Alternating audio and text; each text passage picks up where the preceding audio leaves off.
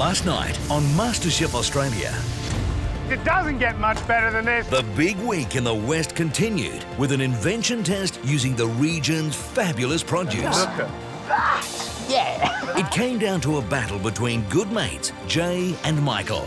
The winner is Jay. Tonight, a celebrity chef challenge in another stunning location. We're 2Ks out to sea.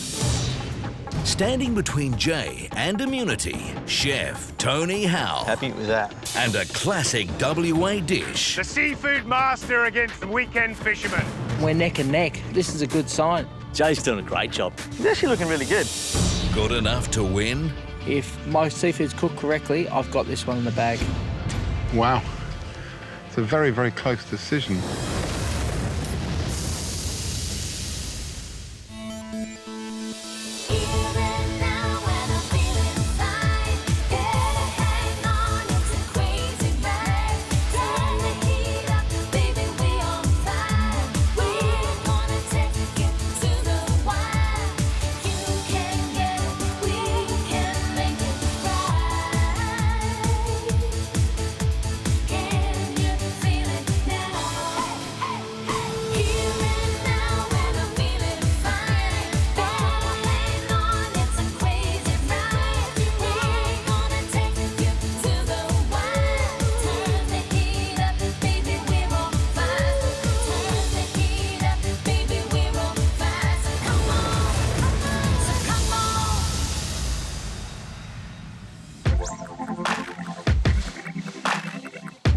Standing on the balcony this morning, looking out over Cape Lodge, I really feel like this is my day. This week for me thus far has just been perfect. Dual immunity to me would be massive. Not only do I get out of the next challenge, but I have that pin there as an extra security.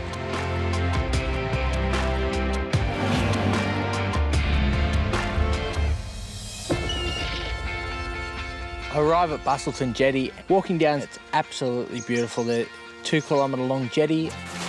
I really feel like today is the day. I've just had such a fantastic week. Everything seems to be falling into place and it feels like I can go all the way.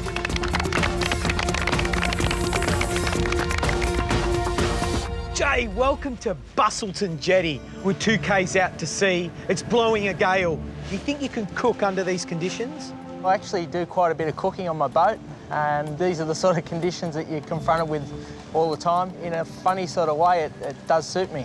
This is your second time round facing an immunity challenge. Will you win this time, Jay? Yes, George, I think I can.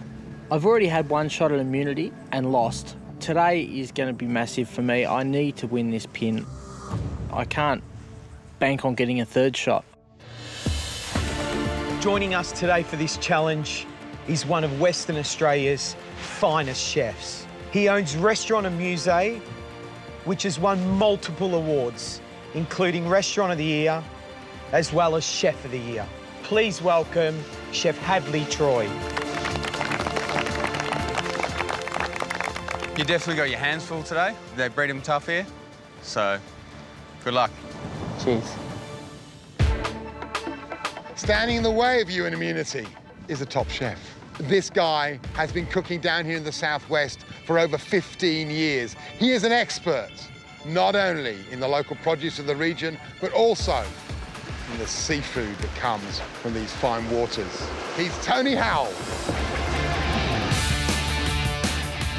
I'm Tony Howell. I'm the executive chef, Cape Lodge Restaurant, Margaret River. My cooking style is classic, a bit of a new twist on it. My philosophy with food is keep it fresh, keep it simple, and let the produce speak for itself. You don't have to do too much with it. It's not rocket science. It's fantastic. Brought some friends for you today. Yeah, looks good. We'll have some fun. Beautiful. I wish I'd eaten at the restaurant now. It may have given me some clue to what we're cooking today. Now, Tony, you're not only representing Cape Lodge, you're representing the state here. Absolutely. Have you got some of that sand groper spirit? Absolutely. Fighting all the way. I'm not a sort of person that likes to lose. This is how the judging's going to work. These three fellas here will score your dish out of 10. Because it's a blind tasting, Matt, George and Hadley have to get out of here. Gentlemen, we'll see you later.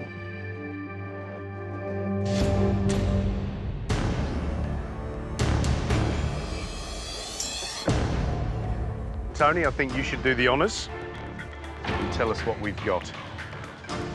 Today's dish, Joe, that we'll be cooking. West Australian seafood stew. That looks amazing. It's all West Australian, obviously. We've got the mussels, the marron, so there's a freshwater crayfish, tiger prawns, broiled silent scallops, bisque.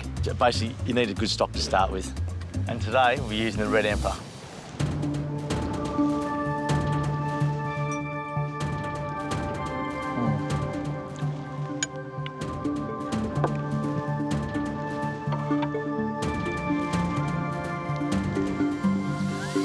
Get stuck in, mate. I love it.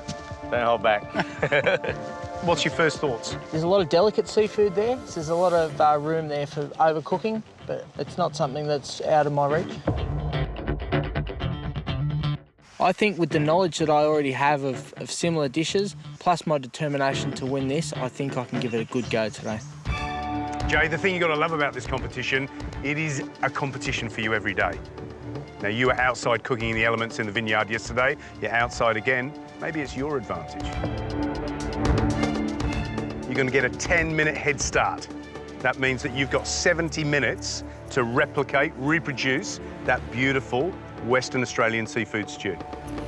Now, of course, Tony doesn't get a recipe. You get a recipe. Jay, you ready? Yeah, definitely. You have everything that you need at your benches. The question is, who's going to sink and who's going to swim? Jay, your 70 minutes starts now.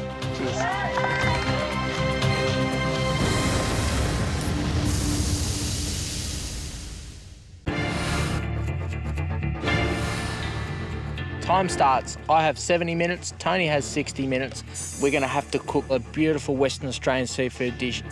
We're out in the end of Busselton Jetty, 2 kilometres out to sea, and it's blowing an absolute gale. First thing I start doing is preparing the fish. I need 2 pieces of fish for this dish, so 1 fillet's sufficient. Jay, have you had a look at the recipe, mate? I dice the carrots up for the fish stock, and Tony gives me a little heads up. You're going to white stock, mate. The carrots are for later on in the broth. White stock. Yep, okay, Yeah. cool. I'm over there if you need a hand. All right, mate, thank Jay, you. just so you know, your 10-minute head start is over. Now the competition starts. Cooked similar things to this before, so I've got a grasp of where the flavours need to be.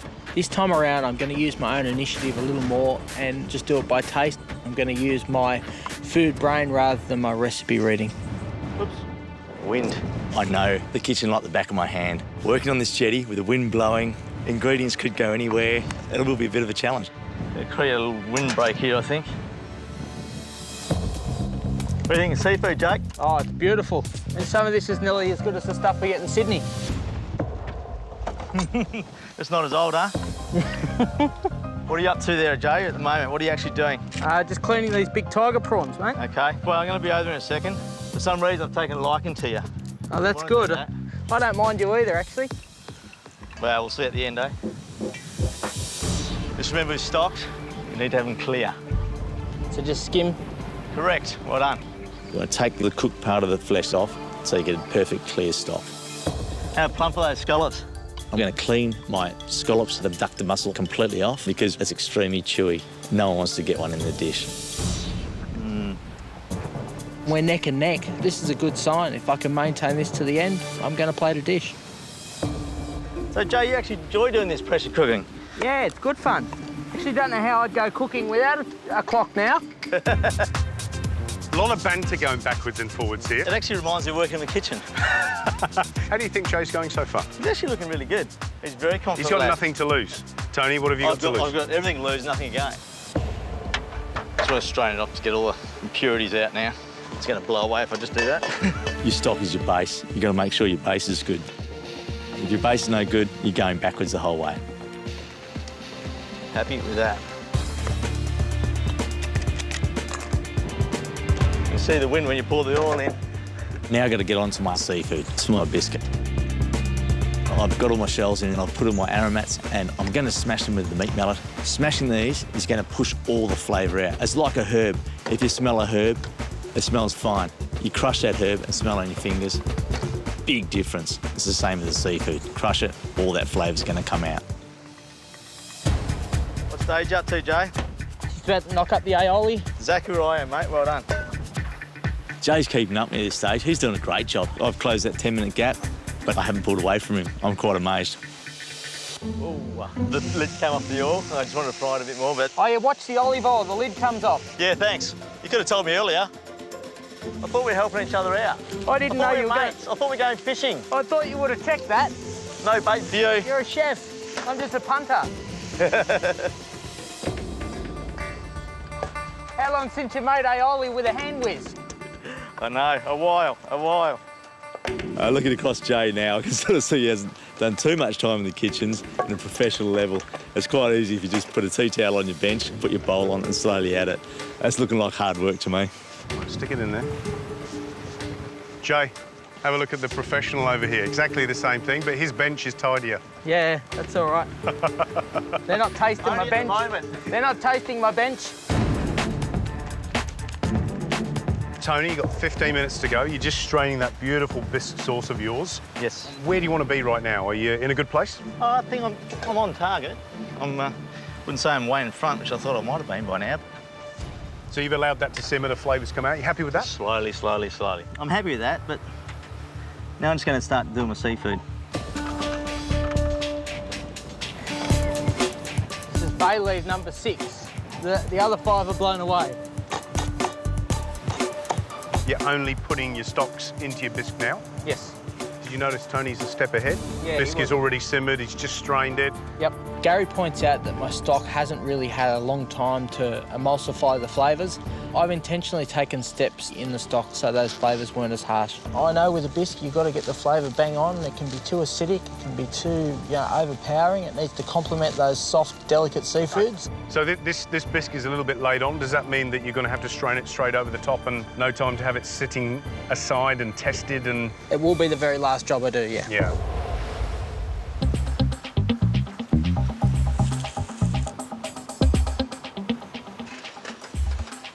Well, this battle's nearly over. The seafood master against the amateur cook and weekend fisherman. You have 10 minutes to go. The hardest part of this challenge is just coordinating that seafood to all be cooked spot on at the end. They've all got varying times that they need to cook, and you need to make sure nothing's overcooked, but certainly nothing's raw. It's all about the timing on the seafood, it really is. The fish, I'm trying to get a nice crispy skin on it, so I've got that on a really hot pan. These ones I'm just going to cook separately. I'm actually going to finish the soup off in this dish to get the flavour of the seafood out as well. With the cooking of all the seafood, you've got to make sure you get it 3/4 of the way there and let it finish itself off in the sauce. I know for a fact you two fellas haven't looked up once in this last hour and seen what a gorgeous day it is. While I'm putting the dill on to finish the dish off, I've just seen one abduct the mussel on the scallop. Oh, no, I used my wrong scallops. And I've just realised I've cooked the wrong scallops. These ones haven't got the adductor off. You have 30 seconds.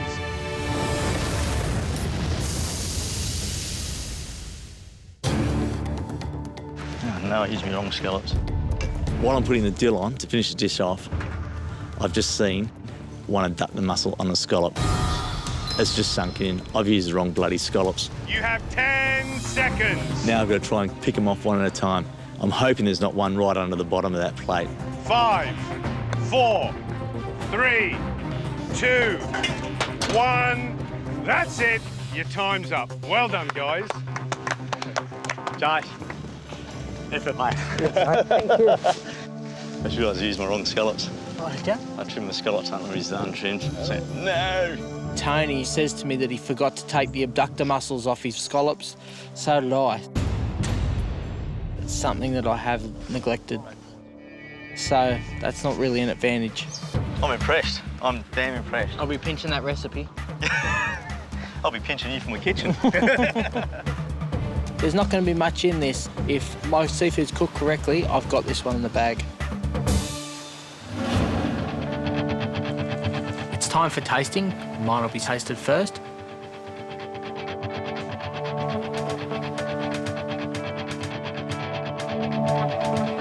Thank you. What a beautiful way to deal with local seafood. I love the generosity of the dish. Oversupplied with delicious things to eat. Yeah, definitely. The mussels are open, the oysters are shucked and look beautiful. Yeah, it looks great. Should be good to tuck in.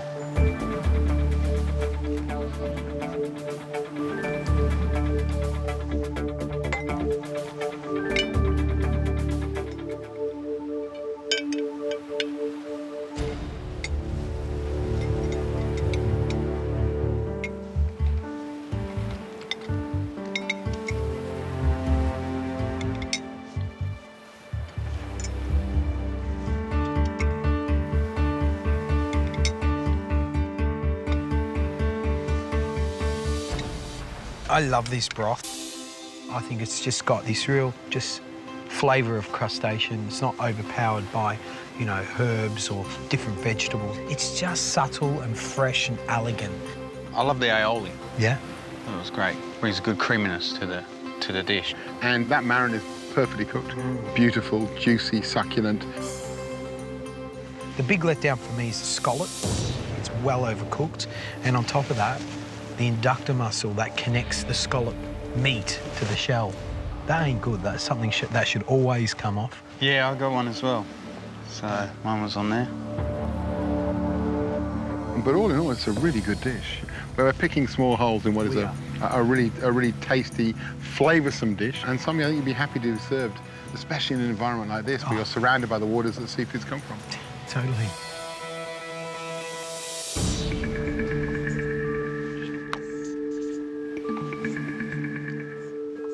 What a great start to a tasting. Let's get in plate number 2.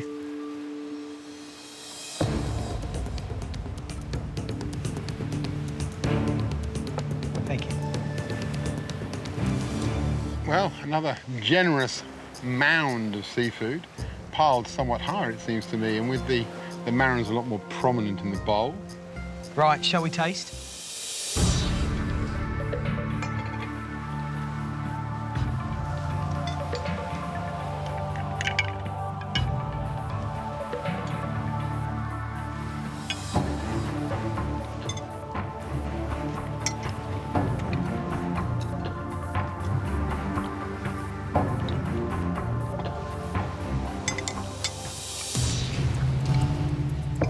Obviously, abductor mussels are all the rage this year, because I've got one too. Did you see much of the aioli? Because I didn't really get any. No, I just got a little bit in my oyster. Yeah, I would have liked to have seen a little bit more, I've got to say.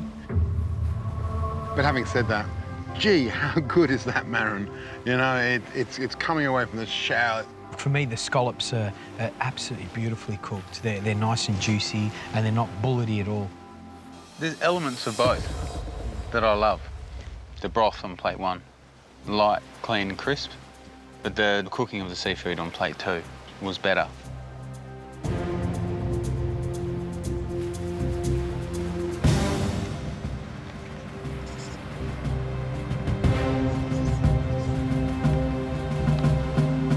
Wow, 2 dishes with some really key strengths, and also both flawed. It's a very, very close decision.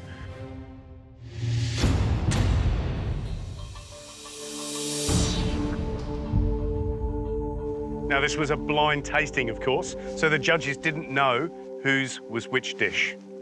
I can now reveal, boys, that plate number 1 belonged to Jay.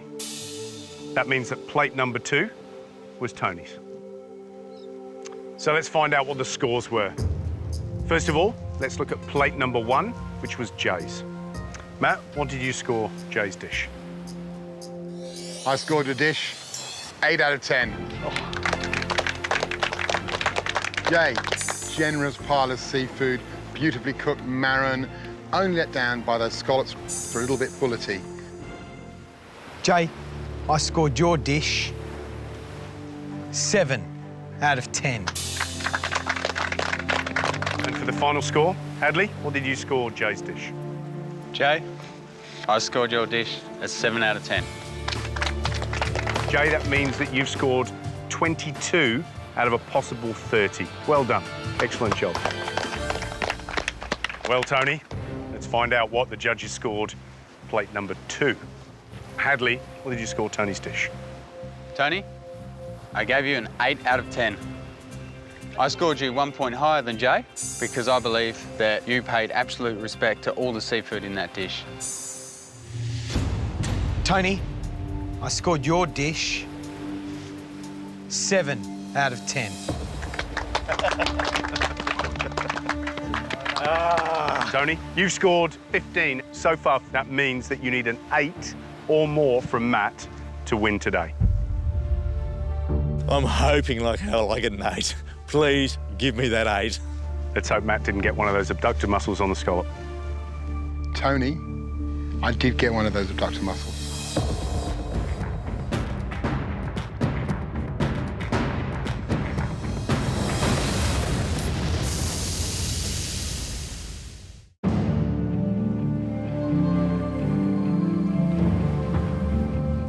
Well, Tony, you've scored so far 15 out of a possible 20. That means that you need an 8 or more from Matt to win today. This is neck and neck. I think I might have done enough today to win. Tony, I did get one of those abductor muscles. He's got that look in his face too. Oh, I'm really a little bit shattered, and now I'm really nervous that this could go bad. If I get a 6, it's Jay's. I scored your dish 8 out of 10. Well done, mate. Should have gone wrong way, mate. 1 point. Sorry. That's all right, buddy. Tony, the reason why the abductor muscle didn't cost you was because there was delicacy there that really lifted your dish. The abductor muscle almost cost you, but well done. Great dish. Thank you very much. Thank you. Ah, the relief. Oh, I get to keep my job at work. So, Tony, you are victorious. Your job's safe. Phew. You can show your face in WA again. Thanks. Well done. Congratulations. Thank you, mate. Well done. You did really good too, mate. Very well. You did very, very well. Jay, 1 point, but 1 point in the wrong way. That was very, very close. For an amateur cook to come up against somebody like Tony, who's been a professional for many, many years, that shows you've got what it takes. So good stuff, Jay. Well done. Yes, thank you. Any plans to catch up with Jay in the future? Oh, look. We're actually going to go fishing. And if you're ever looking for work, you know where to find me. Excellent. Thank you. Pleasure. I'd grab Jay in a heartbeat. He's a great lad. He has got a passion that chefs have, and he's got the character that we like to have in our kitchen. We like to have fun when we do. If you're not having fun, it's not going to show on the plate. Tony, this has been one of the high spots of our time in WA. Thank you so much for a great dish and for a great competition. Thank you. Cheers. See you, Tony. See you later. I've missed out on immunity again today, but I've had a fantastic time in WA. Now it's time to head back to the MasterChef kitchen and start it all again. Tomorrow night on MasterChef Australia. Welcome back to the MasterChef kitchen. It sounds like the softest challenge ever. There's no theme you've got to cook to. Whatever you like, as much as you like. But wait till they see what's in the pantry. What the hell? Oh, my goodness. It's a horror story. With ingredients they never expected. The judges have definitely stitched us up on this one. It's a contestant's nightmare. This is the most out of control that I've felt. For the two with the least impressive dishes, Don't like it. an elimination challenge is next. Getting hard now, isn't it?